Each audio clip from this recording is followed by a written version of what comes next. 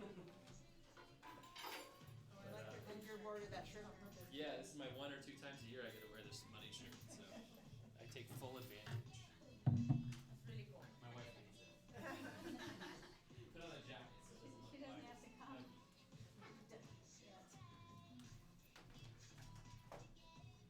So if you didn't get one of these, just like each family member will just need one probably, but we're just going to reference this a little bit later tonight.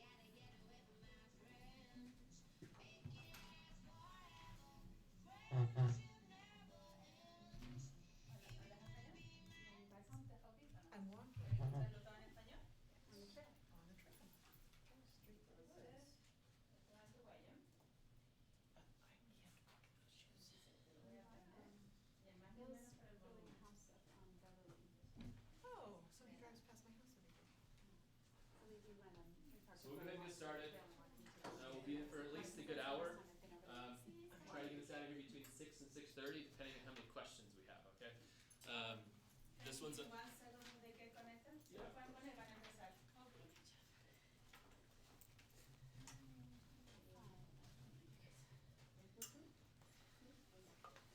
So there's a lot of information to cover, and kind of the purpose of tonight is really to kind of go through some of the major pieces of paying for education after high school. And there's a tricky part about financial aid in that everybody's circumstances are different. Okay? And so it's something that can be a challenge to talk about because there's not necessarily a hard and fast rule that everybody gets this certain financial aid package or not. Okay, so the goal of tonight is really to inform you about what might be coming down the pipe financially and from colleges or training programs. And financial aid, I think, is most commonly associated with like the 4-year university program. But tonight we're talking about financial aid that applies for junior colleges, trade schools, technical schools, some apprenticeship programs. But for the most part, and for the examples we're going to use tonight, we're going to focus primarily on that 4-year college world. But just know that those other programs, many of these same things that we talk about, definitely directly apply. Okay, so that's an important thing. So it just, usually the numbers change, the amount that things cost potentially. So that's just a big thing that we're going to look at. So kind of a little bit of what we're going to look at. We're going to start with some basic stuff you need to know about financial aid, some of the terms and lingo. And I always say that this is one of the more boring information sessions. I apologize, but money's hard to really jazz up, but it's really important. Okay, so we're going to talk about some terms and conditions and things like that. We'll talk about some of the bigger federal programs. So this is stuff that students across the country will be able to qualify for, as well as California state-specific programs. We're not going to, so living on the border, we tend to have students maybe from Nevada attending school, and we're not diving into if you're a Nevada resident. That changes things pretty drastically, at least for in-state things. Talking a little about the FAFSA, and we'll talk what that actually is in a second, and then we'll go over a few resources that you guys can use. And so as we get going, this is an interactive presentation. Just know, like, we're going to try to keep things pretty general. Okay, so if you have a question, if it's like hyper-specific to your situation, that's probably a better circumstance that we sit down outside of this meeting and talk about. But if you have a general question, definitely it's super helpful that we can get, because most likely other people in the room or people watching online have the same question. That reminds me, I always like to warn people I record. Okay, so if you ask questions or you put out personal information, you will be on YouTube. Okay, we're not doing any video tonight, it's just audio in the presentation, but just so you know that as well. So, what the heck is financial aid? And financial aid in reference to helping paying for this education and training. So one of the best ways that I like to do it is it's money to help offset the cost of further education and training. And one thing, if you're not familiar, that the end of 12th grade brings is a cost involved with educating yourself or your child. And so that tends to be a big cost. The contrary thing is if you had to pay for school here, you'd be surprised at how much education actually costs you. So the taxpayers and the state does a great service of providing free public education through grade 12. However, after that, it's really on the student and the family, and that's kind of a big scary thing for most people. And I will just start also by saying that the media generally doesn't do a very good job of, I think they just hype everything and like blow everything out of proportion no matter the circumstances. And I think that the same thing applies for financial aid. You see this, and we'll talk about loans tonight. You'll see stories of students with $200,000 loans for an undergraduate degree. And, I think that scares a lot of people, primarily parents, but also students. And I would say that's vastly not true. It's the outliers that are the attention getters. They're the news makers, the people that draw attention and viewers. So that's just something to be aware of. But we'll walk through these primary programs here. So we're going to focus mainly on the top three, but we'll briefly touch on some of the work study programs. So what are some of the different sources of financial aid? Okay, the biggest one is actually your school. Okay, so the school that you attend is actually one of the larger ones that will directly do that. It changes a little bit when you're looking public or private. Okay, if you're looking for a public institution, so a state-funded institution like a CSU or a UC, versus a private school, where that money comes from. The kind of federal government, state government, and college and universities are the big three where I would say 90% plus of the money that helps fund your education, apart from the parents, of course, comes from. And so each level has different amounts that they contribute and things that you can use to qualify. And we'll walk through some of those different grants. The bottom three, professional and service organizations, employers and private companies, and private foundations. These would kind of classify some of the scholarship opportunities that might be out there. I'll mention some things about that a little bit later on. Also, if you have a job, hopefully most of you do, okay? But if you have a job, and generally with larger companies, but it can also apply for smaller companies, explore opportunities there. Some companies and corporations, even small ones with 100 people or less, can offer incentives to help your child or your employees' children attend school. So explore that. Ask and see if there's anything available. The worst thing they can say is no, but the best thing they can say is, sure, yeah, we give full rides. That's a pretty awesome deal. Service organizations would be like Rotary, and that's usually kind of classified underneath the scholarship realm of money. All right. So the different types of financial aid that kind of fall underneath here. So there's merit-based, what you bring to the table. Okay, so these are like, I am an awesome student. I scored perfectly on the SAT. I play, I throw the discus and I throw the best in the state, and so I'm getting a scholarship for that. Okay, so those are things that you do special or you've done well that allow you to earn money so that the school is basically, it's kind of like an attractant factor.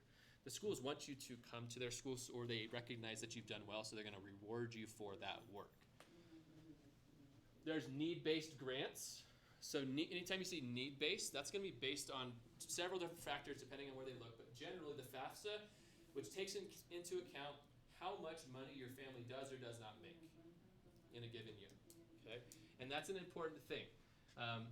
There's a lot of need-based aid out there, and that's the primary aid that you will see amongst all of our state institutions. You're not going to see very much merit-based aid at many of our CSUs and UCs, for example. The vast majority is need-based because it's funded by taxpayers. And so, you'll see it in athletics in some areas, but it's significantly less than, say, in the private sector of colleges. So non-need-based aid and Cal grants would kind of fall underneath there. They have some need criteria, but it's really more of a performance-based, but it's also, you have to qualify in certain areas. So Cal grant is a funding source for California students, for students who attend school in California, whether that's public, private, it doesn't matter. You get money based on your level of school that you're attending, and we'll break it down later, as well as kind of your performance in high school and as you continue through college. There's student and or parent loans. Those are the big scary ones that no one likes to talk about, but actually is very important. We'll spend some time on that. Employment opportunities or work study. We'll talk briefly. Work study is a very particular situation, and it's generally a small amount of the financial aid offer, so we're not going to spend a ton of time on it, but I'll mention a few things and a few tips on it. If your family or different people in your household maybe were active in the military at one point, there might be resources and funding there. If you're a foster student, there's a lot of different subcategories, but these ones up here are generally available for most people. There might be some subcategories you might qualify for depending on your family circumstances. So you might have to think, if you have questions, those are great ones to ask me individually. And then finally, kind of savings plans, 529s, things like that. Okay, so those all go to help fund school. So who can get the federal level? So that's kind of the big umbrella top-down, U.S. government. They have Pell Grants, they have different amounts of money, as well as federally subsidized loans. Okay, we'll talk about what subsidized actually means in a second. So this is a big one, okay, and it's kind of where we get a little bit confusing to get off the bat. So to receive federal aid, there's a couple things that you have to do. Number one is it's only open to U.S. citizens and permanent residents. Okay, and permanent residence doesn't necessarily mean DACA. Okay, so it's going to be if you have a Social Security card or very, very specific visa types. Okay, there is an alternative way, but you don't qualify, unfortunately, for any of that U.S. government-based money. Those people in that population can qualify for California-based aid and in-state tuition, but not from the federal level of support. And that's been that way for a long time. It's just the federal policies. Got to be a high school graduate or a GED recipient to receive financial aid.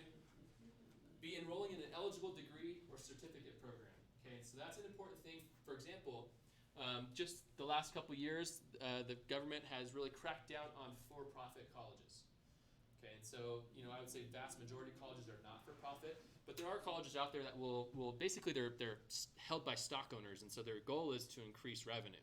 And so there are certain programs that are actually kind of like blacklisted from receiving federal aid. I would say vastly most people don't really worry about that, so we're not going to talk super much about that more. Again, Social Security number, that kind of goes with being a U.S. citizen. If your student is a male, a requirement to receive financial aid is that they are registered for the Selective Service. Okay, and so that's something that can be done at the post office. There's actually a process when you're doing the FAFSA, which we'll get to. If your student is a male, it'll ask them, if you haven't, are you registered? And if not, would you like to register through this process? Okay, so that is a requirement to receive any federal aid. And then satisfactory academic process, that's something that's typically denoted by the schools themselves, generally passing. Okay, but if you start becoming academic probation, stuff like that, you can actually lose funding from different areas. So math, how is it actually done? All right, and so if we looked at financial need, remember those need-based aid, okay, what your family needs based on your income. There's a number out there, and this is stuff you can Google and look up for your individual schools you or your student might be applying to. But if you looked up cost of attendance, oftentimes abbreviated, and we'll use this abbreviation going forward, COA, okay? The schools every single year will publish the cost of attendance, and it's an average and it's an estimate, but that's something you can find for the school. Think of it like an MSRP or the sticker on the car, okay, or the published price of the house, okay? It's exactly what they hope that they would get. If nothing else happened, this is how much money we would get for your kid coming to our school. Almost every time, I won't say every time because there's always the small chance, but no one ever pays cost of attendance. Okay, it's very rare to actually pay the full cost of attendance, unless you're pretty well off financially, and then pretty is a big P, like pretty wealthy, and typically can afford it. Okay, that's usually full pay is what they would call it. The expected family contribution, or EFC, that is a number calculated by the FAFSA. The FAFSA is an acronym. It stands for the Free Application for Federal Student Aid, FAFSA. Okay, and so it's right here. But that application, which is a federal application, it's scary for people because it's a little bit intimidating, but it's not really hard. Okay, and I'll show you throughout tonight. I'll tell you a few ways to make it even easier, but it is a scary thing to look at and think about. But really, like if you have all your documents in order, it'll take you less than an hour to actually complete it. Okay, so it's really not too bad. But that EFC is the number that's the amount that the FAFSA actually spits out when you're done with it. Okay, they say, hey, based on all this fancy formula that we got done crunching your taxes, okay, we expect every family to pay $0, and it goes up to, I think, $99,999. Okay, which is basically you're paying everything. And anywhere in between. I would say an average EFC for most middle-class families is going to be between $5,000 and $15,000. Okay, so that's kind of the number that they use to start this calculation, which we'll walk through. Okay, the piece about that that's important is that that's what the government's saying, like your family can reasonably expect to contribute this towards the education. And that's a sad thing because most people are like, oh, it's been free for so long. I'm kind of in the preschool age, so I'm like, I can't wait for it to be free in a couple years. But it kind of becomes not free again, and that's kind of like your skin in the game. Okay, for most people looking at finances, I think folks on the lower income status, I think it's generally EFC is not the issue that gets in the way. Sometimes it's something we'll talk about later called GAP.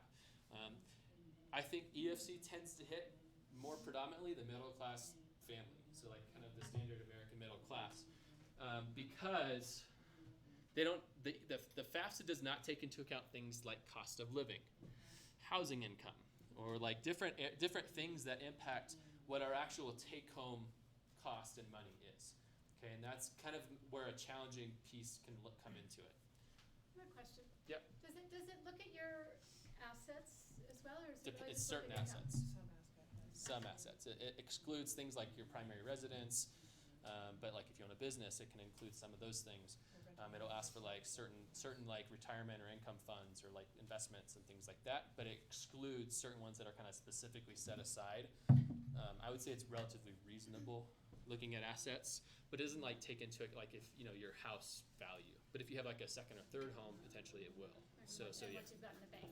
Yeah. That's part of what they're looking at. Yep. So pretty much any kind of liquid costs or liquid money that you have that you can Part of the formula. give to it. Yep. So basically, this financial need is calculated. They take the cost of attendance, and we'll break it down by numbers, minus the EFC, and that's how much it will cost your family. How much the school is going to try to match your need. Okay. We talked about a few of these things. So saving some assets. The number in college actually makes a big difference. So if this is your second kid, you'll likely, it's probably not going to save you money, I'll be honest, but it will adjust what your EFC looks like probably pretty dramatically. And your family size. So not just kids that are in college, but also how many kids you're supporting or other family members that qualify. Okay. This first one is common because I always get like, how do I get my kid to be independent? You can't.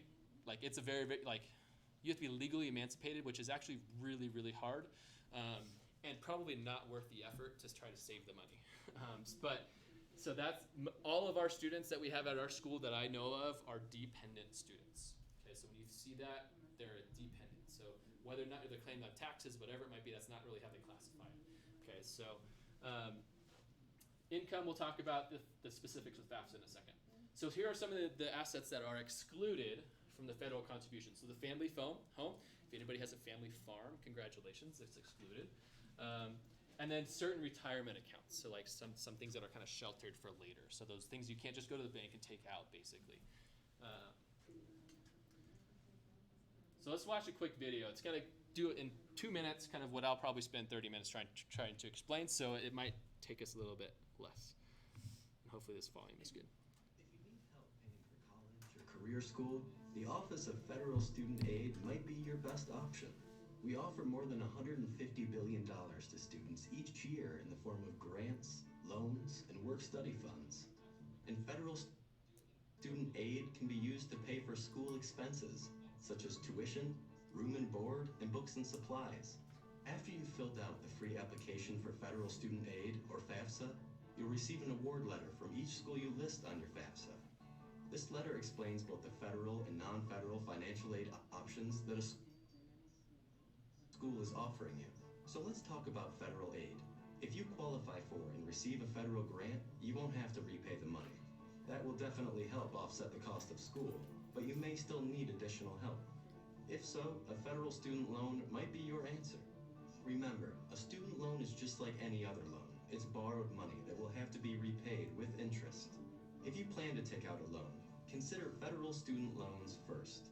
Compared to private student loans, federal student loans often have lower fixed interest rates and offer many benefits that you won't find otherwise. For example, when it's time for you to repay your federal student loan, your loan servicer can work with you to find the best repayment plan for your individual needs. Plus, you may be able to adjust your loan payments based on your income. You also may be able to defer your federal loan payments, deduct student loan interest on your taxes, and even consolidate your eligible federal student loans into one loan with one monthly payment. Federal loans can even be forgiven based on certain types of employment. Getting a work-study job is another great option to help pay for school. Eligible undergraduate and graduate students will be able to earn at least minimum wage. If you have questions or need assistance, you can contact the financial aid office at your college or career school or visit studentaid.gov for more information. Okay, so little quick short snippet that's helpful. Okay, and so a few of the big federal programs that you'll see, and when we look at this in a little bit, did everybody get one of these? I'll pass, if you guys wouldn't mind passing these around, these are little handouts. We'll look at these a little bit later tonight, but I might reference them as we kind of talk because it's a good marker for what we're talking about. These are some examples of what's called an award letter. Okay, so this is something that you'll get in the mail or an email from a college saying how much everything is actually going to cost. Okay, so for example, we'll see it'll say like federal Perkins loan or federal Pell Grant or things like that. Okay, so Pell Grant is something that's typically need-based. Okay, so typically you have to be under a certain income threshold. Every year, the Senate, like the what is that noise? Oh, am I on? Am I like? Oh, it's me. See, this is me broadcasting, and apparently I'm playing myself too. Thought I was hearing things, and I wasn't quite sure what that was. So they set a amount that it's going to be. It's pretty stable around $6,000, so it might offset about $6,000 for qualifying students. Okay, it's not something that most of the stuff we talk about is not something you can necessarily change or do. It's something you either qualify for or you don't. Okay, it's based on all these different areas, and it's typically based on that full year. All right. This last line is important, especially if you're considering things like a junior college. Okay, it is not uncommon in certain areas for students to actually take classes at 2, potentially or more, junior colleges at one time because of different things that impact class availability or stuff like that. And you see it more common in like LA or larger areas where their junior colleges are like 5 minutes that way and 10 minutes that way. Okay, and so just know that many of these financial aid packages can only typically be applied to one school. And that's, I would say it's the most common circumstances. You're only going to go to one school, but just in case. There's opportunity grants, and so again, these are things that you're not necessarily having to do separate steps to apply for, but you might see it on there. And then also the work study program. It's a federal work study. Here's where I'll give you the tip about work study. It's the cushionest job you guys will find. Okay? It provides funds that partly go to fund your education, offset your bill, as well as you get a little bit outside of that to kind of spend on your own needs. But the nice thing about it is they're typically on campus. Okay? Like they said, they're going to be paid at least minimum wage, but I would say more typically you'll see higher hourly rates. Additionally, they work around your schedule, okay, which is an important thing to think about. Okay, so they work around, if you have class from 10 to 12, they're going to give you flexible hours, work in the front desk at the residence hall. My wife worked in the travel abroad office, and like it was awesome, and she got all kinds of cool information. But it's super, super helpful. It doesn't mean you can't work if you wanted to work elsewhere, but it's a nice way to kind of add some hours in a flexible manner. So there's some other federal side of things, and these are some of the stuff that's not necessarily free. So remember, scholarships and grants, free money, don't have to pay it back. Those are the stuff we're looking for. All right?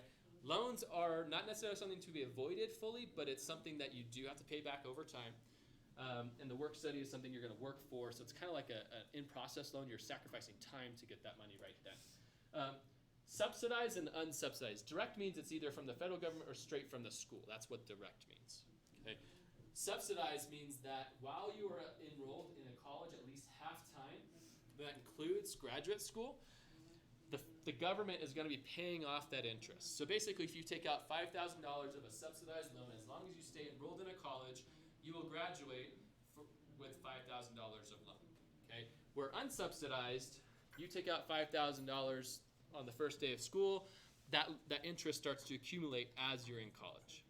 Okay, so that's the difference there. Definitely, there's a hierarchy. If you need loans, look for the subsidized loans first, and then kind of go down with that need. A plus loan is sometimes something you get packaged, and this is actually a parent loan. That's a little scary for most people. So this is all the student loans are taken out in the student's name. Okay, so that there's no credit check for parents for student loans and things like that. But there's a limit to how many you can take out. This plus loan is a parent plus loan, and what that does is basically they check a parent's credit, the loan goes into the parent's name and their credit score, and basically it's like if you went out and bought a car for your kid and you're paying back the payments, it's exactly the same thing except for it's school. Okay? I would generally steer people away from this if at all possible. And if it is needed, like very, very small amounts. Don't go out and take a second mortgage on your house. You might want to look at another school option is my advice. Graduate school, we're not talking about graduate school, we're not there, but there are loans that follow some of those things too. And then federal Perkins loans are another type of loan you might see. Generally, they're all the same. Okay, loan is a loan is a loan. The nice thing about taking out loans, and like you heard in the video, they said look for the federal-based loans first, is because there's a couple great is I guess loosely used, but benefits to taking it out versus like going to Chase or Wells Fargo.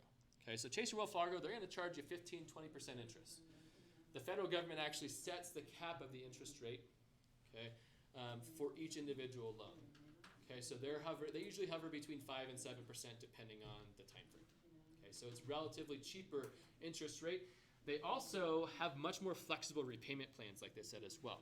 Okay, so they'll do what's called like an income-based repayment plan, where they'll say, hey, you graduated, you got a $25,000 a year job, you might pay $100, even though your full payment is maybe $500. Okay, and as you typically get older and have more responsibilities, your income goes up, and so will your payment in relation. So here's they didn't have any information about this current academic year, but this is about a year ago. It's usually about the same, but this just gives you an idea of kind of what some of the limits related to loans are. Okay, so most freshmen are going to be eligible for about $5,000 in loan, and you get a little bit more every year that you're in school. I guess that you're getting more responsible, so they can handle more. Again, don't look at necessarily, this is parent loans, but it's fairly similar, but you want to try to minimize this. So ultimately, should you need it, okay, the most loans the federal government are going to give you is about $15,000, okay, if you take out the plus loan. Okay, that's money you have to pay back. So it's not necessarily crazy high, but it's not insignificant either. So free money from the government, that's the stuff we're looking for. That's the good stuff. So we have Cal Grants in California, so that's California government, not necessarily federal government, but that's a big one that helps offset costs for our students that are especially attending in-state schools. You can't carry it with you, like if you go to Colorado, they don't accept the Cal Grant. But basically, it's leveled, so it's usually an up to number. Okay, and that up to is based often on what school you are attending. For example, Cal Grant A, this kind of $12,000 number is for like a UC. Okay, it's usually commensurate with how expensive the tuition is at that individual school. You're not going to get $12,000 to pay for a junior college. Okay, that's a full ride to junior college. Okay, and so that's that piece. And then you might qualify for more than one, but again, there's some certain qualifications underneath each. And again, there's nothing necessarily you have to do to qualify.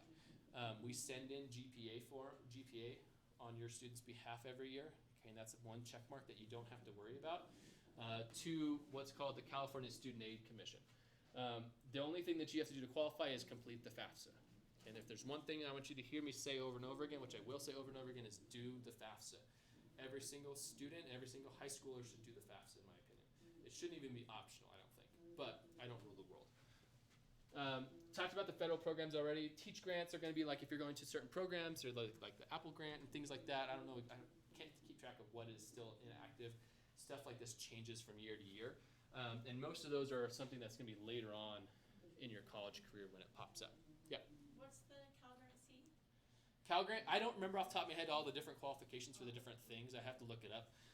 There's some different levels of qualifications. For example, one would be if you're going to certain school types. Some of them are also income-based. So like this one, I believe, is income-based. Cal Grant A is you have to have a GPA. So typically it's a 3.0 or higher in a specific GPA calculation. It's fairly similar to the A through G GPA calculation, and then you qualify, but it's a little bit confusing to kind of go through each of those, and I'd likely have to look at a chart because they're complex. When you apply, so again, it's in your senior year. All this stuff is senior year program. So if there's any junior families looking at this is not necessarily something you're doing right now, but it's good to get information. The window for applying, the FAFSA window, starts October 1st, so actually next week. Okay, so if you hopped onto FAFSA right now, you would not be filling out the correct form. So don't start it now. Start it on the 1st or after. And it's slightly confusing because the year is not the year they graduate, but it's the year that they're going to be enrolled in college. So it would be, oh gosh, I don't want to tell you the wrong years. Yeah. Yeah, for 2020. Yeah. So I'd have to look it up because it confuses me every year too. But just know for you guys, it's going to be the last one available. That's the secret. You can actually go through this if you transfer from a junior college, all of this stuff happens each year. Okay. The biggest thing too is that this is a yearly process. So the part that you're doing right now, you're going to have to do this every single fall, okay, until your student graduates from high school. From college. It gets easier after the first year. Most of the form actually refills and kind of like pre-populates. You're just checking some data and updating some numbers. So it doesn't necessarily take as much time, but it is something you have to remember to do. In California, we actually have what they would call a priority deadline.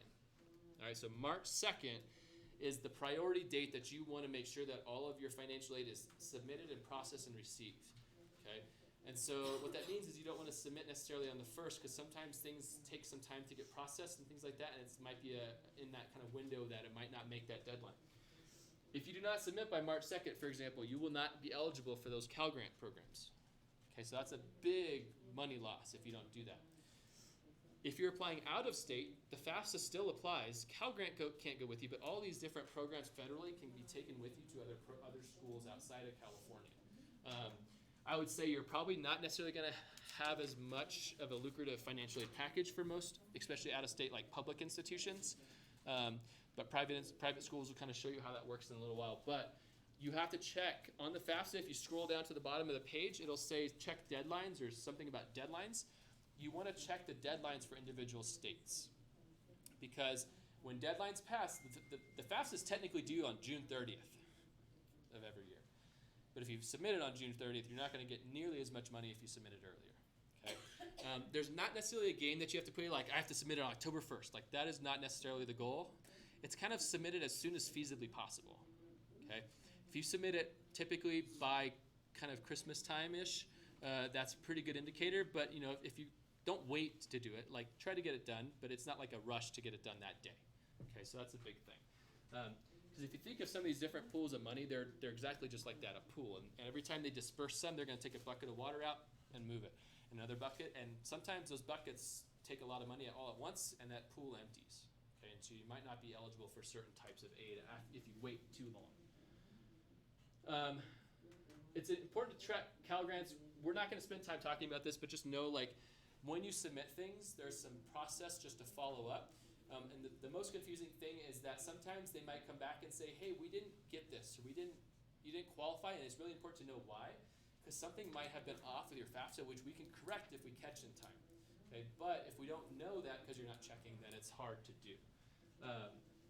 So probably around like November, like I would say probably about a month after you submit your FAFSA, I would maybe log in, and we will help students later on this year do some of these things, but I just want to give you that heads up. Very similar to the FAFSA report, okay, you will also get what's called a California Aid Report, which kind of goes over what they expect your tentative Cal Grant award to be. Okay, so they'll tell you like, hey, based on the schools you're sending this to, and kind of what you're telling us, this is probably what you will qualify for a Cal Grant. So it's an important piece of information. So the federal aid is all done, and all of our state aid in California is done by the FAFSA as well. Okay, so pretty much the FAFSA is the golden ticket. It's done by you have to go to FAFSA.gov. And yes, I checked, and it is 2020, 2021. The biggest word here is free. Okay, and it's a big deal because there's a lot of not very upfront and probably criminal websites out there that will actually charge you or scam you into there's a lot of personal sensitive information that goes onto the FAFSA. Social security numbers, income taxes, all this other stuff goes on there. Okay. So you have to be very careful and double check that you're entering the correct address. FAFSA.gov is not where you want to go. All right. Talked about a few of these things. For this year's FAFSA submission, this is a change that's gone into place probably 2 or 3 years ago, but I always like to mention it. The tax year that you will actually be using when it's asking you for taxes is not the most recent year. So it's actually 2 years prior, which is 2018. So it should be the taxes that are already dead, done, filed away. Okay, not the stuff that you might be working on or still collecting, kind of we're still in this tax year for. All right. So you will want, that's something that right now is a great time to start pulling those out of the files, getting all your documentation ready, okay, because it makes, if everything's all together, like I said, less than an hour. The hard part is actually like looking for all of it and trying to put it all together, all right? And you're going to want that with you as you're sitting and filling some of this out because it's very important that it's accurate. So in California, there's also another scholarship that's available, and again, there's no separate part of the process to qualify for this. There's something called the middle class scholarship. This is determined based on your income and assets up to about $177,000 per year. So that's relatively generous for most areas.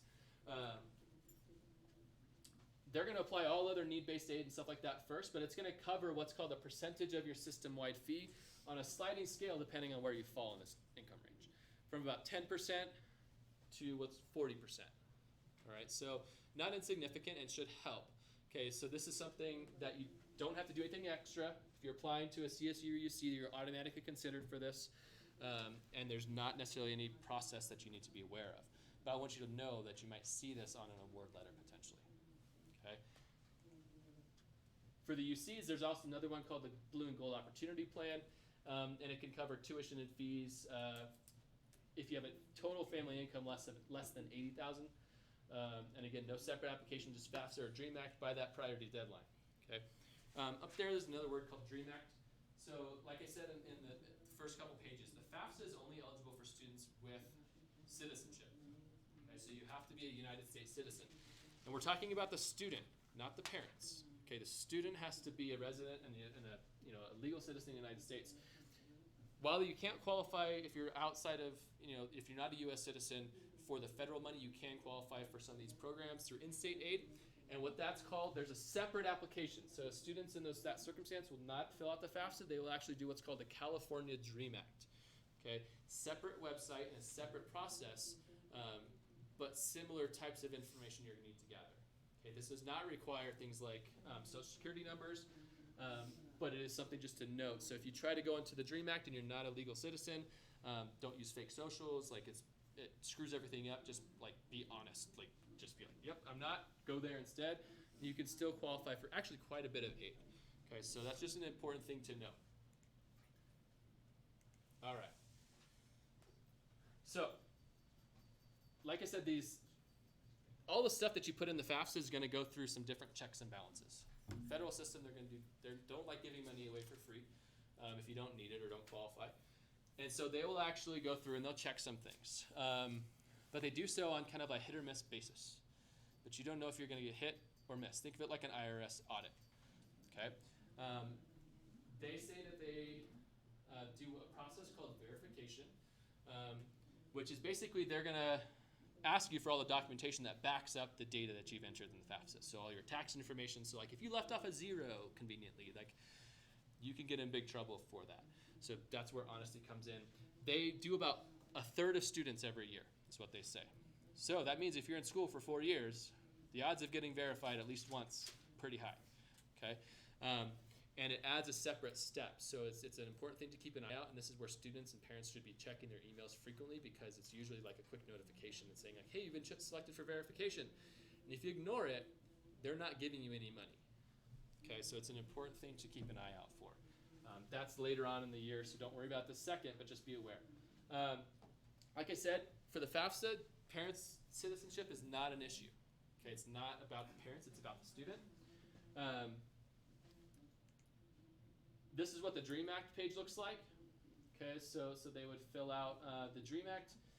And there's a similar process to the FAFSA page. This is kind of what the FAFSA looks like when you log in here. Okay, so when you start a FAFSA, and this is an important note, parents, please do not start the FAFSA for your kids. Okay, one person needs to be in charge of the FAFSA, and it needs to be your student, because 95% of the questions on the FAFSA are pertaining to the student, not to you as a parent. Okay, so they need to be the point person, just like they are on most, or should be, on the college applications. The same thing here, and they are basically saying, "Okay, mom, mom or dad, I need your financial information now. Please come sit with me and help me fill this out."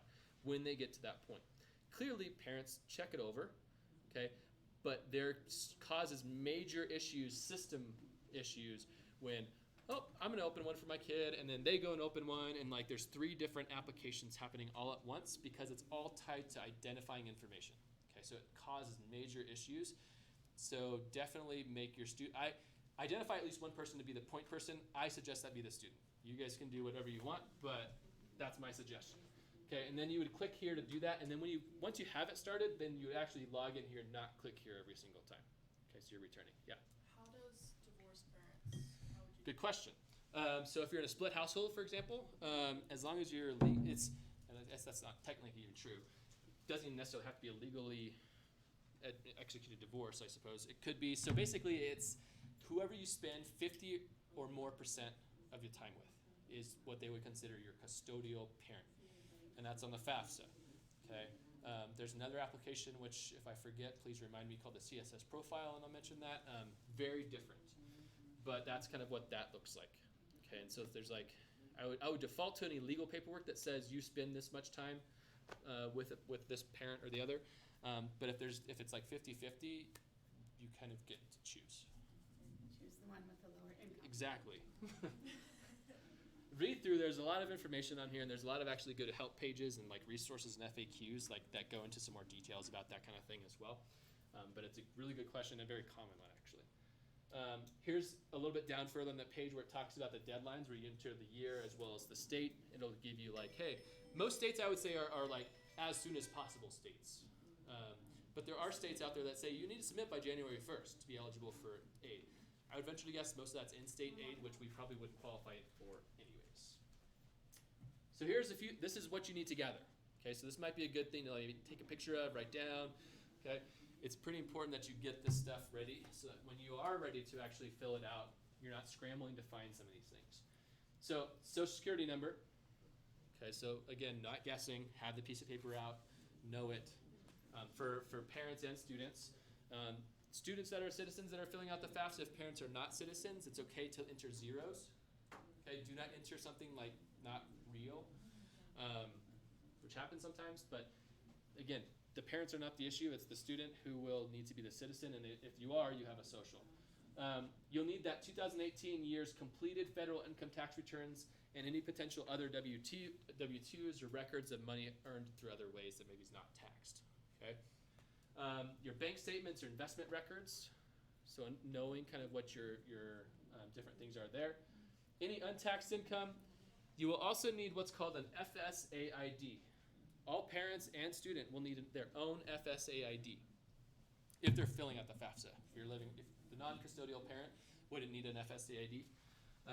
What that means, FSA stands for Federal Student Administration. And what that is basically your login. It's your digital signature. Okay, but there's a process to actually get it. And that's something that I would encourage you, now is a great time to actually get your FSA ID signed up. Okay, and get access to it. It used to be like a PIN, now it's a username and a password. Okay, but there's a separate page that you can actually find from the FAFSA website to sign up for that. You'll need that Social Security number and name, things like that, all to get that number. But it can take up to 3 days to actually get the number back. So if you're like, sweet, I'm done with the FAFSA, I'm ready to hit submit, and then you didn't do that, you're going to have to wait and kind of go back to it later. Okay, so that's the big thing there. And is that on the same website? Yeah. As FAFSA? Is that part of I think, filling it out? It looks like this. There's a link on the FAFSA. You have to do this first before, so like that's part of the FAFSA. So it'll force you to... It will ask you when you sign in to create this or log in with this. Okay. Okay, Look and see. but I don't remember you don't necessarily have to click that before. button. If you search FSA ID and you go to the the link from the Okay. .ed.gov, it will get there. You have to have the student FSA ID to get into it, but in the end, you need the Yeah, parent. So correct. you don't have to So have the there needs parent. to be two? Good clarification. So we each get one? Yeah, parents and students get one. The student uses it to log into their FAFSA. The parent will actually sign, and the student will technically sign the FAFSA at the end by logging in with this ID. Okay.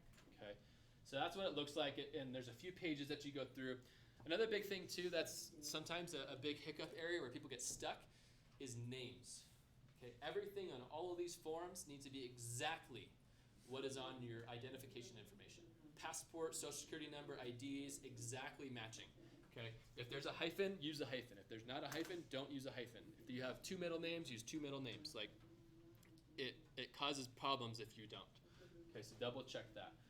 And I would, like, sometimes people go by certain names, or like don't use their second last name, for example, on many things, but it's on your ID or things like that. It doesn't matter what you go by, it's what the government knows you as. All right, so I'll go back here real quick. See if I missed anything here. I think I covered all that stuff. This is the help area, and most help areas of websites are kind of sucky. That's what I find. I think the chat features are becoming more helpful, I think. And they actually have one of those, which is kind of nice. I default to that when I need help, because usually it's pretty simple and they can answer it pretty quickly, and you don't have to sit on hold forever. You can kind of go on with your life for a little bit and like have your phone up or have your computer sitting next to you while you're watching Netflix or something else. But it's very helpful when you contact them by that way, but they also have a lot of, like, believe it or not, if you have a question, there's probably 100,000 other people that had that exact same question, and they probably answered it in some way, so you can actually search through it. I find their help resources fairly good. Okay, so I'd encourage you to check through that. And actually, as you're working through the FAFSA itself, when you're on each individual question, it's going to pull up on kind of the right-hand side, here's some common questions that we see for this specific question. So scroll down and look through it, because it might answer the question that maybe you're stuck on. Again, all the contact information is there. And they're actually open pretty late. It's like till like 11 p.m. Eastern, so they're pretty good hours. Here's one of the biggest time-saving and also ways to avoid being verified tips I can give you. So there's actually something in the FAFSA that's called the IRS Data Retrieval tool. It's had some issues in the past because the government took it up and down and stuff like that, but I think it's scheduled to be up this year. I think it worked out the kinks in it. But what it does is it will actually send you to the IRS, you will log in, and it will actually directly pull all the correct information for you from the IRS and spit it into the FAFSA for you. Okay? It saves about 3 pages worth of entering data and make sure it's all right. Okay? The other piece that it does, if you are able to do this, is they no longer necessarily need to verify you. They just did. Okay? Because they are taking this from a government source, putting it into a government source. They now know it's accurate. All right? So that's an important thing. Sometimes it can be tricky. For example, like again, if parents are not citizens, they might not necessarily be able to do some of these things and use this tool. That's the biggest thing that I usually see kind of come up when people have issues with it is kind of like you usually need to have like a social security number to be able to access the IRS database. But it's super simple. There's a link on there that says use IRS data retrieval tool. It takes you to a page that kind of looks like this after you enter your information. You hit transfer, and kind of you're almost pretty much done with the FAFSA. I mean, it's name, identifying information, student information, income. Okay. There are a few special circumstances. So some of these things are things that I kind of get some frustrated questions about or like confusion about sometimes, because it's like, well, you know, a common one would be like, well, in 2018 we made a ton of money, and then now we don't make any money. And that is a little frustrating. But unfortunately, like you can't say like, I don't make as much now, so I'm going to substitute that number in for my current income versus 2018. So you have to enter exactly what you made in 2018. However, they're not necessarily all cruel people that work in financial aid. Okay, they do take into account certain circumstances. Okay, and so some of these things are for example, like employment status, any medical expenses that have come up that have really been a big burden on the finances for the family. A student is kind of left to fend to themselves and they can't access the information is a big one sometimes. And so those are things that student gets married. You never know. But these are things that won't be necessarily automatically considered on the FAFSA. It's going to take a phone call. Financial aid administrators have what's called professional judgment. And what they do is they say they consider all the information. They might ask for more documentation or things too, but they can actually adjust certain things within your financial aid award letter. Okay. Usually these calls happen after you've received these in the mail. So like you get your financial aid award, you're like, whoa, like that's definitely not what I was expecting. It is not a negotiation tool. Okay, I want to make that clear. It's not like, hey, I don't like this. Can you knock off 10%, please? Like that's not what that call is for. It's really if you have special circumstances, and they're accommodating as much as they can be. Typically, it's not going to take a $50,000 bill down to a $0 bill, but it might make it closer, and then it'll take into account new information. You'll get a confirmation page that kind of looks like this. I would definitely save it because you need some information like this DRN potentially if you have to call in and fix things or like need some help. This is also where you can find out your EFC, which kind of, they should make it like a big number, but it's right here. It's always like Yeah, they hide it. It's under eligibility information. So like this student was 4443, so $4,000 was their EFC. It also gives information on like graduation rates at colleges because you enter the colleges that you would like this to be sent to. It's not that you are going to those colleges, and you can add up as many as you want, 10 at a time. But that's kind of that piece, and you should save a PDF of this. It's just pretty good practice. Okay. So what happens after you fill out the FAFSA? Let's watch this little video and see. You did it. You submitted your FAFSA. Now, sit back and relax. Your award letter will be there before you know it. And it won't be full of pennies. You can afford a private education, and the FAFSA is how. Here's what happens after you fill out the FAFSA. The Department of Education reviews your FAFSA, and in a few days, they'll create your student aid report, or SAR, and share it with the colleges you listed. You can use your FSA ID at FAFSA.gov to check the status of your SAR. After we receive your info, we'll start working on your award letter. We may ask you to verify your FAFSA. That means there could have been an error, or we simply need more information. Once we have what we need, next comes the best part, your award letter. We start mailing these in December, and you can expect it a few weeks after you submit the FAFSA. Let's go over the different types of aid so you're ready. You can be awarded grants, scholarships, loans, or a work study. Each of these are different. Let's start with grants and scholarships. The best part about grants and scholarships is you never have to pay them back, and the money goes straight into your student account. Oh, there's more good news. Scholarships are usually renewable, but have restrictions like keeping a certain GPA and taking a certain number of classes. Some grants can be renewed too. Let's talk about student loans. Since you have to pay them back, many students are offered loans. Don't use them if you don't need them. You should only borrow what you need. The silver lining, you don't have to start paying it off until you're out of school. Next up is work study. If you're awarded work study and get an on-campus job, the government pays 75% of your check. Departments love hiring students with work study. Mark your calendar. Complete the FAFSA in October each year of college to renew and be eligible for more financial aid. Put it all together, and you can see we were serious when we said you can afford. Clearly that's from a private school, but basically, you're going to get some information back. One thing to clarify from that video is typically you're not going to get an award letter. Like if you submit on October 1st, you're not going to get it in November, most likely. It's going to come after you've actually been admitted to the school. Usually admissions notices come out, and usually a few weeks following that is when you'll typically see, depending on the time of year, not so much in the fall time frame, but if it's later in the spring, you'll see some of those letters that look kind of like this coming through. Once again, you'll list up to 10 schools on the FAFSA. You don't have to list 10 if you don't have them. You'll see on like College Confidential or like on his, Reddit or whatever, like, oh, list them in order of preference. Like, don't worry about it. They don't care. Just list them. I always suggest alphabetical, but you guys can do it however you want. If you have more than 10 schools you're applying to, you submit the FAFSA with 10. You'll get it all the way through. You'll log back in. You'll add the rest of your schools 10 at a time and do the same thing. Okay, they get the electronic copy of your student aid report or ISIR, okay, and they will give information back to you. So let's take a look at some of these financial aid award letters. Jeff? Yeah. Did the UCs count as one? You need to send each to individual UCs. So on your 10, if you applied to 4 UCs, All 4 need it. all Yeah. you can, oh, Correct. Yeah, so on the FAFSA, every school is basically once you submit the FAFSA, then it goes out to each individual school, and they're all, like, because you're going to get a different financial aid package from each different UC as well. Okay, so that's going to, they'll probably be fairly similar, but they will be different. So here's kind of an example of a financial aid award letter. Check the name, make sure it's yours. Typically, you'll see it broken down by kind of semester or kind of however they are structuring their class segments, quarters or whatever. Okay, and so then most typically you'll see a total amount as well.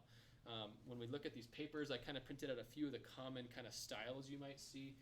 But you'll see they'll list the Pell Grant over the whole thing, a scholarship that they say is in here, and then loans. They'll also ask you to accept or not. And I would say most likely you're not going to be circling it on here and mailing this back. You're going to be doing this through your student portal that you'll have created by then. And it's pretty simple most of the time to do that. The biggest thing too that's kind of confusing when you look at this is it feels like an all or nothing. You definitely want all of everything free. Okay, so go ahead and push yes for free money. But sometimes it's confusing with loans because it's like yes or no, and do I want $2,000 or not $2,000? You can take out portions of loans. Okay, so say you need $1,000 to make it work of the $5,500 that's offered. Except say no to that because it's unsubsidized, and say yes, and on their system they typically can have like an edit form, or they'll say partial amount or things like that. You enter $1,000 and they'll give you $1,000 of that loan. Okay, don't do that right away though. Okay, I would do that closer to when you are ready to actually place your deposit, because things change and things come up you might not realize that might require a little bit extra money. And usually it's much harder to actually go back and accept these or change them after you've kind of decided than if you just wait and accept or deny them later. Do you need to answer all at the same time? No. So you could say yes to the free ones and wait and see on Yeah. the loans. Okay, so let's look at these letters, and to do that we're going to do some cost of attendance. I'm going to try something here. I'm going to try to actually write on my computer so people on the YouTube can actually see it. Okay, so there's some actual, so let's see. So when we're looking at how much stuff costs, there's a few misconceptions about how much school actually will cost people. Okay, we talked about that cost of attendance, right? So we have the cost of it. Let's see if this will work. I hope my thing's not out of batteries. It might be. I might not beat it. Oh, look at that. What a pretty picture. Let's see if this will work. Maybe not. press the button. You use this all the time. This guy at the top? And then try again. It's going to want me to do this. I'll try it on this one instead. All right. I should have tested this beforehand, clearly. There we go. Okay. Ditch that. I'm using the whiteboard. All right. So, we have cost of attendance. Sorry, people on YouTube, you can't see this. So, I'm going to use a nice round number of $40,000.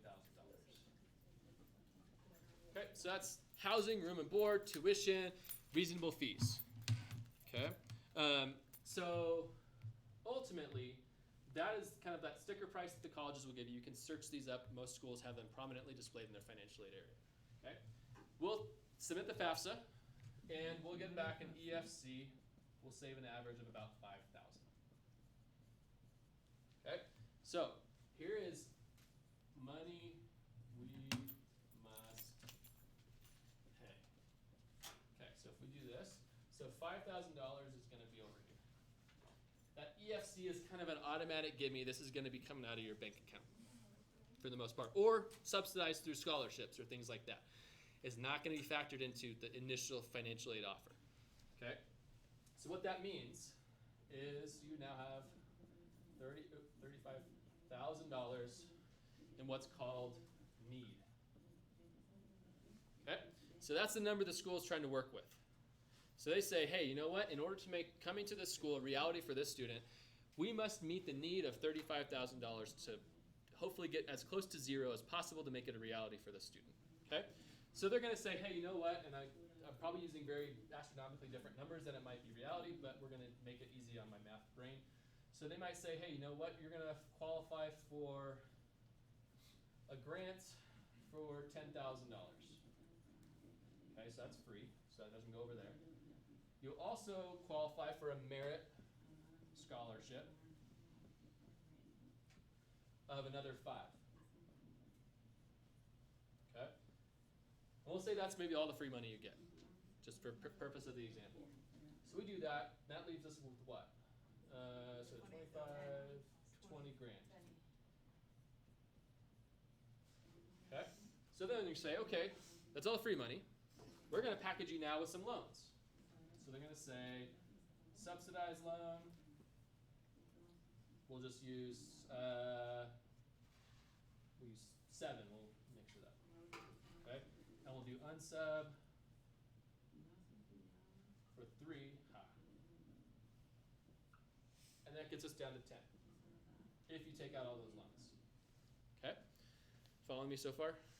It's a little bit confusing, but okay, ultimately this is kind of where we get to. This is generally what makes up the vast majority. Again, you might have a work study, it might be like $2,000 or $3,000 in there somewhere. Okay. Generally, this is kind of what you'll mostly see offered in an award letter. For example, if you looked at one of these, that's kind of what you see there too. So now we see this big 10, and what that means is this is something called a gap. Because, again, they're trying to get you down to 0. And again, these guys are going over here, so that's another 10. So what that means is there is now no funding coming through from the school for this extra 10 grand. Okay? So that means, guess whose responsibility it is? Yours. Okay? If you attend this school. Okay, and the gap is the biggest thing that I want to make sure you guys understand, because when you're gapped, that does not mean you need to go to that school. Okay, you have to take that into account when you're looking at all the financial picture. And the hardest part is it might be your kids or your own number one place you want to attend, but it might not make financial sense. Okay, so ultimately, when you look at how much this student would need to pay, and this is per year, so you're doing this every single year. Okay, so this also will go over here. So that's 25 grand, 15 up front. And then you have $10,000 in loans, which would be paid back later. Okay, this is a little bit more scary of an example. It gets scarier, believe me, but this is more like out-of-state examples potentially. We're not totally even into private school realms yet. This number could go up by about 20 in some circumstances. But let me talk to you a little about what that looks like. So they gapped you for 10 grand. Another school might say, hey, you know what? They actually, the cost of attendance is 20. Say all this is about the same. You know, you're actually doing pretty good if the cost of attendance is lower at that school. Okay, if all the same numbers stay about the same, you'd be about average in terms of what people are leaving with loans. Most students leave loans with about 20 grand in student debt from an undergraduate degree, and I would say that's relatively reasonable for most graduates and families. Okay, and I would say about 95% of students, making that number up, so don't Google it, but use student loans to make education a reality. Okay. The problem is, this is kind of more an example of the students who you see on the news, who are like, I went to school and I studied history and I have 200 grand, and kind of the sob stories, but those people are kind of dumb. Like, that's honest. Like, they did not do this very smart. They went to a school that cost $60,000 a year to get a degree, no offense to history majors, to get a degree in history, and that might not necessarily be the best step to owning a yacht for most people, but it is something that, you know, they made choices with their financial kind of educational decisions, and not very good ones. They took out a lot of loans and risk for a degree, and you know, 60, 100 grand is a lot, especially for an undergraduate program. You start looking at graduate schools, and sometimes that starts to make more sense. Medical school, stuff like that.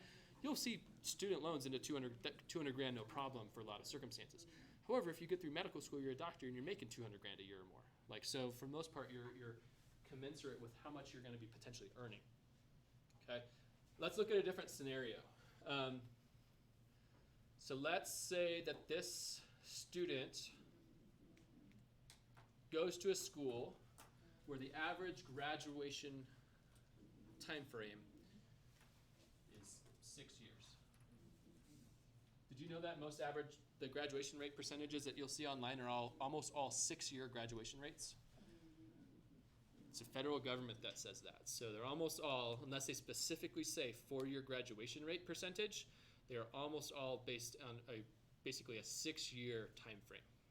Okay, so let's assume this says actually a 6 years. So this, kind of dire situation, 25 grand times 6 is kind of what you're looking to pay for an undergraduate degree at that school.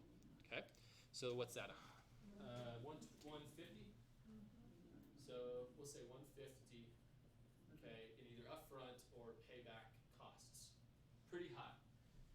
And here's my case for why diversity is important in the college admissions world. Okay, diversity is important for admissions reasons, like not putting all our eggs in one basket. It's difficult in different areas. Diversity is also important in the world of finances. Okay, because, for example, say this is a public institution.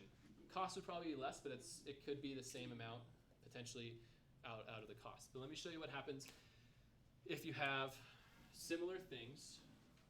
So if we do 40 grand, again, actually, let's bump it up, 60. So we'll show you a private school example. Not always the case, but let me give you an example why sometimes it's not a bad thing to keep them in the equation and consider them as an option. Cost of attendance, 60 grand at a private school. EFC is the same, 5 grand. So that's 55, okay, per year you need to have. That's a need. Grants. One of the things that not necessarily many people know about private schools is they are flush with cash, most of them. That being said, they often are also more generous with some of their free money that they are able to supply to people if you show that you need it. Okay, so they might say, hey, here's a grant for 20 grand. Okay, and here's a merit scholarship because you play in the band for another 10. Oh, and by the way, you have a 3.0 or plus, so your academic scholarship for another 10. Congratulations, you now have $40,000 free money, and now you have a $15,000 initial set of money. And you should still qualify mostly for these federal loans. Okay, so if we use those same numbers, we'll just say loans, 10 grand. Okay, you're left with a $5,000 gap. What's more, it's pretty common that you'll see graduation rates be much higher, so people getting out in 4 years at a private institution, partly because they have the money to provide the classes to get through than maybe some of our state institutions do. So not only is that, so even if this took 6 years, so that's 20, what? See if my math is right, 30 grand? Is that right? Yeah. So, you're almost 1 year here, about the same here. Plus, the thing that people don't necessarily realize is if you do this wisely and you do go to a school, many private schools will have what's called a 4-year guarantee, meaning not only do they guarantee that you'll graduate in 4 years, if you take longer, they'll pay your tuition. So many schools will pride themselves on that policy. Okay, 6 years adds extra costs, so you're going to pay that over 6 years instead of 4. You're also not working for 2 years. So not a lot of people consider the lost potential wages, and most college graduates earn about 35 grand a year. So you add that to the equation, and sometimes public schools actually don't look quite as good in certain circumstances. Okay, but you have to do it very, very carefully. Okay,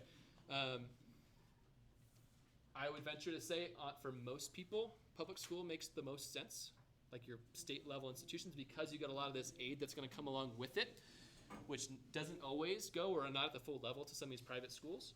And this is not necessarily something that you'll always see. You could see this could be that. And that's probably not very smart in my mind, okay, unless you got a big chunk of change tossed away somewhere, okay? But that's where everyone's individual situation is going to be different, okay? Let me pull this back up real quick. We talked about some of this stuff, so I'm going to skip through a few of it. Let me put this one up because it's kind of similar to some of these. So in these packets, and then we'll kind of be wrapping up in just a second. But I want to kind of walk you through. This is kind of what happens after you submit. Like I said, you'll get these oftentimes in an email or even in a mail. They still do that sometimes. But there's a few different examples of how they look. They have very similar information on there, but they just are presented in a different way. Some of them, for example, are going to be broken down by exactly what's on here. So kind of like they're organized by grant, free money, scholarships. Other ones are a little bit clearer. Okay, so you'll see that they're actually broken up into sometimes different segments. So for example, this one, it says the EFC note at the top. It's just important to know kind of like what your total is. Not every school is very good at pointing out what the total amount of aid is for you. Or kind of being very clear about where that aid is coming from. Is it free money or not free money? Okay, so this one that says EFC note is, I would say, more clear than this one that says accepted, decline at the top, because it's broken into segments that say this is a loan. Like you don't have to know Perkins or things like that is a loan. And then there's one that's also looks like the online, and I'd say this is the vast majority of what most schools look like now. This is kind of what it looks like when you log in to accept or decline it. I think colleges could really use a little bit of work in their student portals. They're kind of like mid-2000s in my mind, but it's relatively straightforward and easy to do. Let's see, we covered, I think I just doubled up a few things here. So here's a few of the websites that I mentioned. The biggest thing, and before I forget, I told someone to remind me, and I reminded myself. There's actually a supplemental application for some small subset of schools. Okay, so if you're kind of typically applying to generally selective or highly selective institutions that are generally in the private college world, Harvard, Yale, Stanford's, those guys. Okay, they actually will require and use a separate application, which is actually run through the College Board. It's both, not either or, and it's called the CSS profile. There's only about 150 to 200 schools around the country that actually use it, and they use it at different levels. Some require it, some are optional. If you want to know if a school on your potential list is a part of the CSS profile, all you have to do is Google CSS profile schools, and it will take you to the list. Okay. And generally, if you are applying to one school on that list, you're going to have to do the application whether you're applying to one or all of them. Okay. The reason I say this is it's usually part of the earlier time frame, so it is something you want to kind of look at sooner rather than later. It is also significantly harder. I use the example of a realtor and a home inspector, and it's a pretty good one, I think. So the FAFSA is your realtor. They're going to come out and this room looks like this house I can sell for $300,000. Great, awesome. Doesn't look like anything's falling apart. There's floor on the ground, all that kind of stuff. So the CSS profile is the home inspector is going to dig up the floor, look for termites, check the pipes, check the electricity, make sure everything's in code. Okay, so this is where you do have non-custodial parents' information becoming part of the equation. Generally, your actual residence is included in that. So it throws out all the government saying like, hey, everyone is entitled to their own house. Like, nope, not you. But it's College Board and it's optional, so they can do what they want. But it's an important thing to start looking at now because you might have to gather more information. And it's usually got a much earlier true deadline, and they're usually school specific. Okay, so I would definitely, I would start with looking up CSS profile schools. Check to make sure if anything's on there.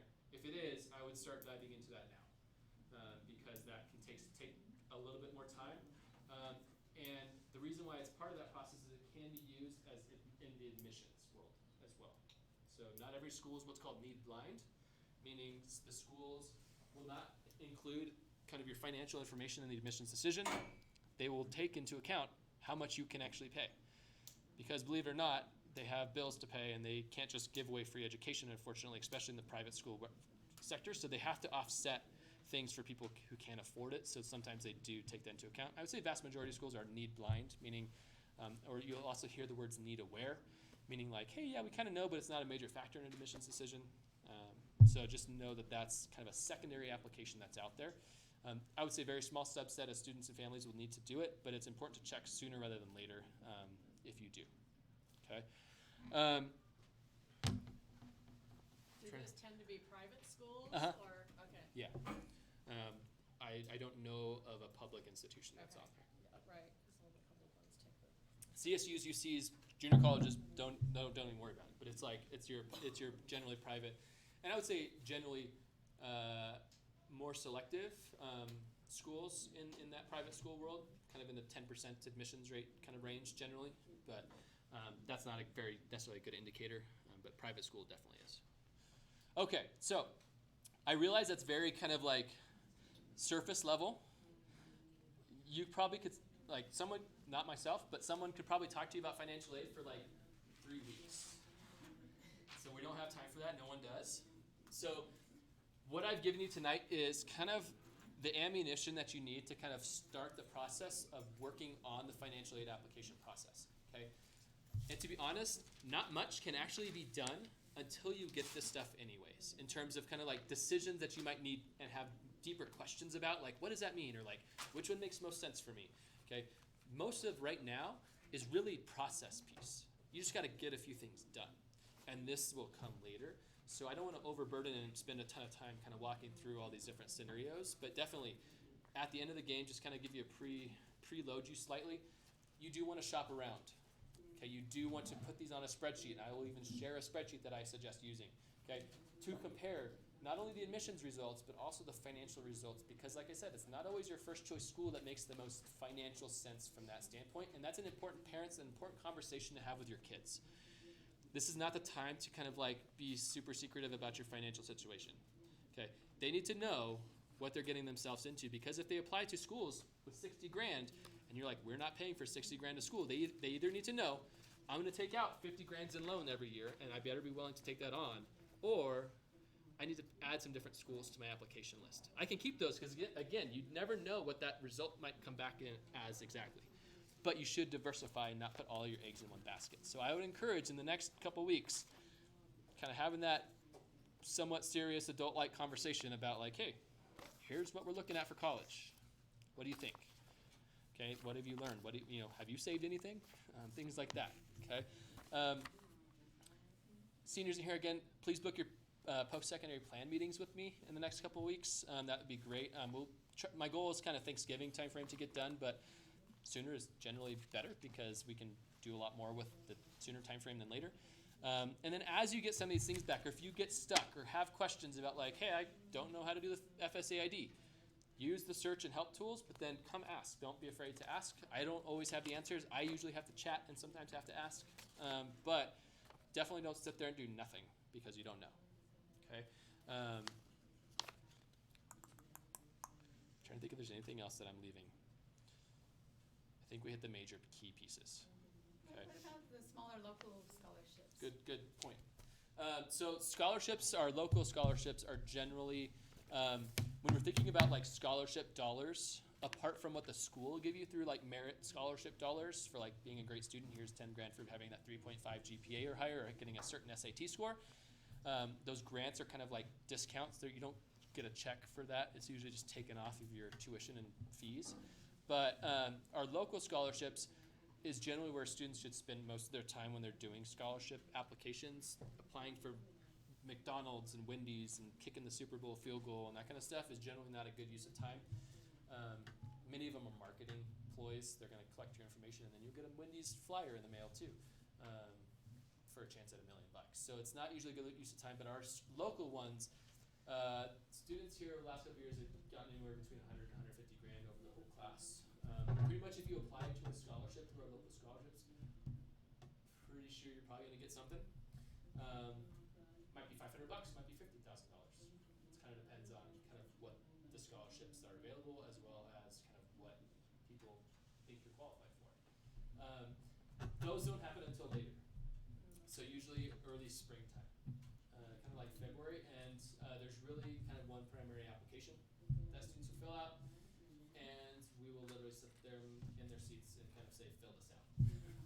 So they will know about it. If not, I don't know what they're doing at school because they're not listening too much other than maybe their headphones. But it is something like, if you fill it out, that is definitely well worth the time. It does have some energy that's required, like writing an essay or needing a recommendation letter, things like that.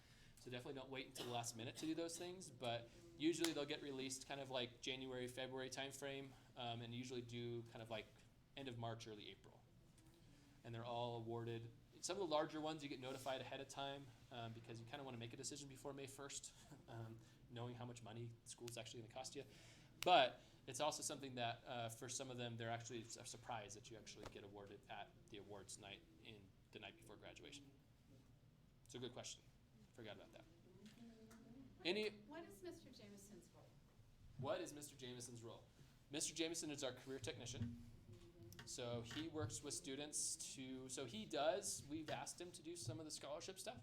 So he actually updates the scholarship list on Naviance, and that actually reminds me to mention that too. So Naviance, we do keep a scholarship list. And it's not necessarily scholarships that like, hey, you should all apply to this. It's really like, someone told us about this, so we're going to put it up somewhere. Okay, so like, you have to really read through scholarships because they are specific, and like they might say you have to be 6'5" with 11 toes. They can do that. Okay, so like you have to understand what the qualifications are and if you meet those to apply, so don't waste your time if you don't. But the regional ones are usually the ones that we'll kind of post up on Naviance too, and those are worth checking out. But generally, I would say it's kind of like biggest chunk comes from our local area through that kind of primary scholarship source. And then there's like the Reno and Greater Sacramento area will get a few things or from like a local church or something like that. Usually smaller dollar amounts, but much larger pool of applicants in certain circumstances. So the likelihood of getting it is much smaller. So it's kind of like definitely focus on the local ones. As you get further and larger, most people generally don't find as much return on the investment of time and energy as things get much larger. But it's worth looking at least. If they're sitting at home watching Netflix, why not, right? Any other questions? Oh, Mr. Jameson's job, career technician. So his job is he does some of the scholarship stuff. He will also, we're actually seniors, your kids, if you have seniors, will actually on October 16th be sitting for about a 2 to 2.5 hour kind of seminar program while the rest of our kids take the PSAT. We're actually bringing different tradesmen and colleges and stuff like that, and they'll be going through 4 round robin half-hour sessions with different people. So it's like the job fair, but it's like colleges? No. I would say it's more like a information session in each place. So like there'll be 3 or 4 different people that'll give like quick 4 or 5 minute pieces of information. So like people who run construction companies, people who are tradesmen, people who like kind of like if you're not interested in college, here's what else is available. But we'll also have like UNR will be here, SNC will be here in an area. So like there'll be something for everybody. So that's something that he kind of organizes.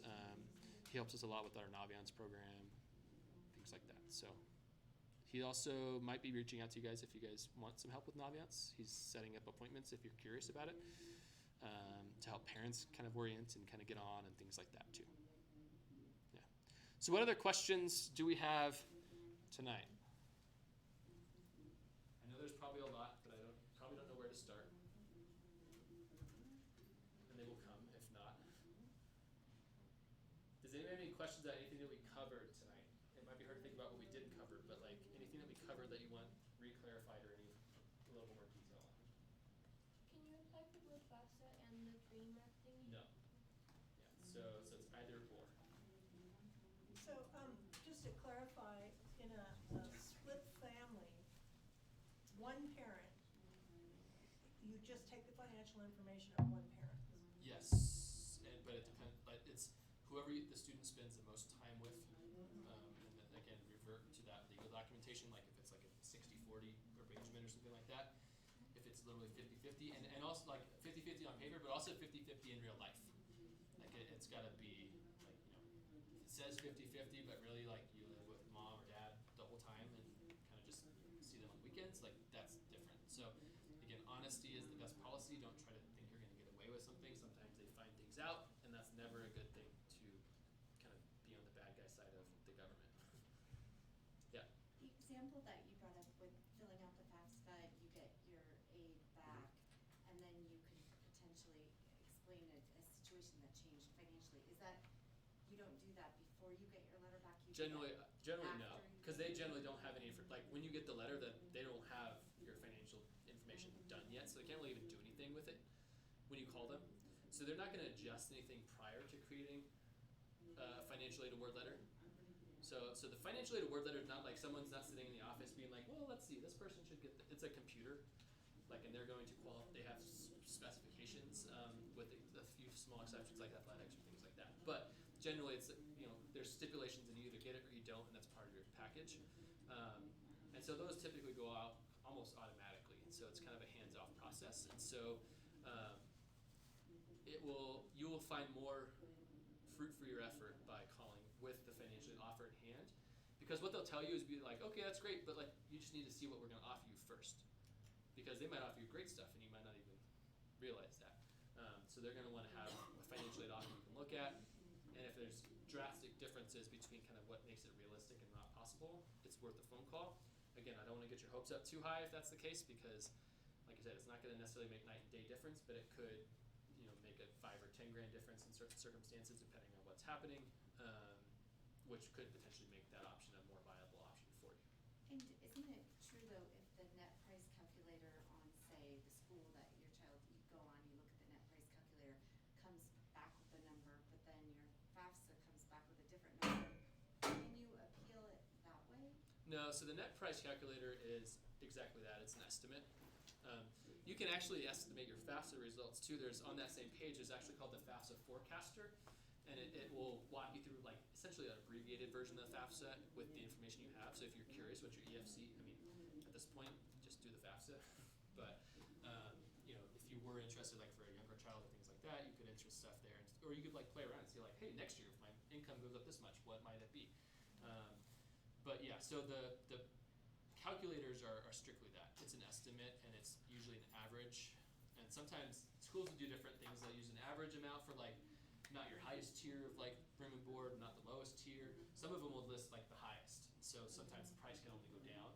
And there are ways like you can make things cheaper. So like for example, if you get a room and board estimate of $13,000, you can also call and say, hey, is this for like a single room? Is this for a quad room? Like, and those can shave $1,000 or something like that off. Same thing with like meal plans. Like, hey, you know what? I'll buy cereal and eat breakfast, not have like pancakes and toast and orange juice every day for $20. Like, there's ways that you can shave money off of that total cost. And it's a couple $1,000s here and there usually, but that could make a bigger difference in those ways too. So if you're flexible with like living arrangements and stuff like that, tuition's pretty set. Room and board can be worked with to some level. But the number that you'll see is usually an average number on the financial aid award, not necessarily like what, if you showed up like, hey, I was expecting to pay this much, but I have, it might be more or less depending on if you have a single suite or if you have like a very little space in your room. Good questions. Any other questions? Okay. So I do apologize. I have to get home tonight right now, so I can't really stick around to answer too many, maybe one or two individual questions. Most financial questions are pretty complicated and take a while. But please do. It's a great time. Our post-secondary plan meeting, we can address some of these things. We can set up a secondary appointment to sit down and talk about any financial questions you might have. Again, I am kind of the facilitator of financial aid. Most detailed questions are either best left to the financial aid office at the individual college or your CPA. So I am not going to advise on taxes and things like that, but just kind of like how you apply and interpreting results. Okay? Thank you guys for coming. I appreciate it. Thank you. You're welcome.